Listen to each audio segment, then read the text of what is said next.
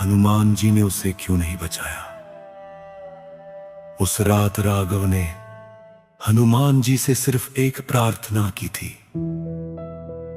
बजरंगबली, आज मेरे बेटे को बचा लीजिए। राघव का 8 साल का बेटा मोहन तेज बारिश के बीच नदी के दूसरी तरफ फंस गया था। नदी उफान पर थी, पानी लगातार बढ़ रहा था। मोहन एक बड़े पत्थर पर खड़ा कांप रहा था। बाबा, राघव ने नदी में उतरने की कोशिश की, लेकिन तेज बहाव ने उसे पीछे फेंक दिया। वह गिर पड़ा, घुटने से खून निकल आया। उसने आसमां की ओर हाथ उठाए, हनुमान जी।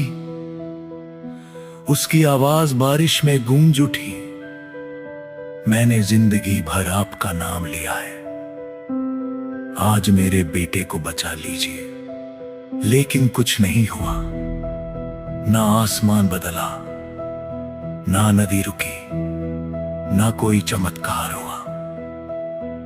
राघव मंदिर की ओर भागा, भीगा हुआ, कांपता हुआ। वह हनुमान जी की मूर्ति के सामने गिर पड़ा।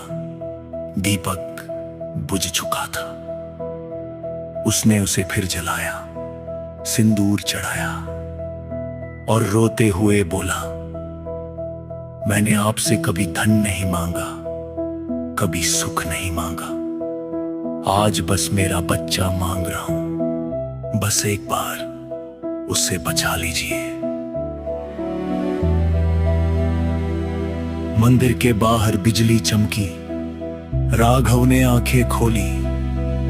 हनुमान जी की मूर्ति शांत थी, कुछ नहीं बदला। उसकी आवाज टूट गई, आप सुन क्यों नहीं रहे? पहली बार उसके मन में सवाल उठा, क्या मैं सच में अकेला हूं? उधर नदी में पानी मोहन की कमर तक पहुंच चुका था। अचानक उसका पैर फिसला, वह नदी में गिर गया। बाबा, राघव चीख पड़ा। वह नदी में कूदने ही वाला था कि एक बूढ़े किसान ने उसे पकड़ लिया। पागल मत बन, तू भी बह जाएगा। तभी किसी ने पीछे से चिल्लाकर कहा, रस्सी।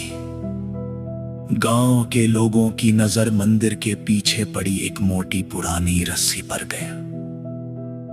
उन्होंने तुरंत उसे निकाला। एक जवान ने रस्सी अपनी कमर से बांधी और नदी में उतर गया। पानी उसे बार बार पीछे धकेल रहा था, लेकिन वह आगे बढ़ता गया। कुछ क्षण बाद उसने मोहन को पकड़ लिया। पकड़ो।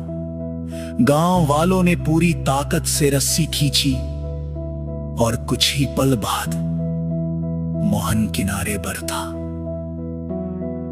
राघव दौड़कर उसे गले से लगा लिया। उसकी आंखों से आंसू बह रहे थे। बेदा सुरक्षित था, लेकिन राघव के मन में अभी भी एक सवाल था, हनुमान जी कहां थे? अगली सुबह बारिश रुक गई। राघव मंदिर के पीछे गया। वहां बारिश से एक पुरानी दीवार टूट गई थी। दीवार के नीचे वही रस्सी पड़ी थी। राघव उसे देखते ही ठहर गया।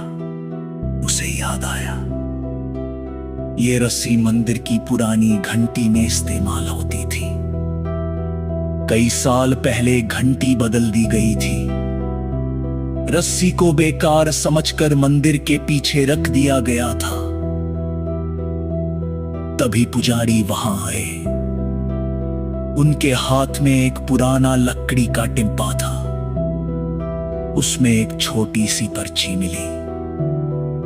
पर्ची लगभग 20 साल पुरानी थी। उस पर लिखा था, पुरानी रस्सी संभाल कर रखना, कभी संकट में काम आ सकती है। राघव पर्ची को देखता रह गया। उसकी आंखों के सामने पिछली रात का दृश्य घूमने लगा। नदी, मोहन, रस्सी और उसकी प्रार्थना। वो धीरे से हनुमान जी के सामने बैठ गया। उसकी आंखों से आंसू बहने लगे। कल मैं आपसे पूछ रहा था, आपने मेरे बेटे को क्यों नहीं बचाया? वह कुछ क्षण चुप रहा, फिर मुस्कुराया। अब समझ आया, आपको नदी रोकने की जरूरत ही नहीं थी। आपने मेरे लिए रास्ता पहले से छोड़ रखा था। उसने हनुमान जी की मूर्ति की ओर देखा। हाथ खुद नहीं आए, उसकी आवाज भर आए, लेकिन किसी और का अपना हाथ तना गया। उसकी ने राघवपुर समझ आया, भगवान की सहायता हमेशा चमत्कार बनकर नहीं आती।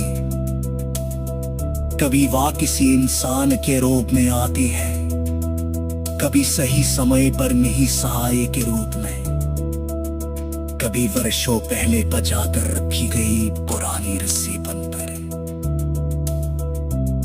और करे ऐसे रास्ते के रूप में जिसे हम संकट के समय पीक नहीं पाते।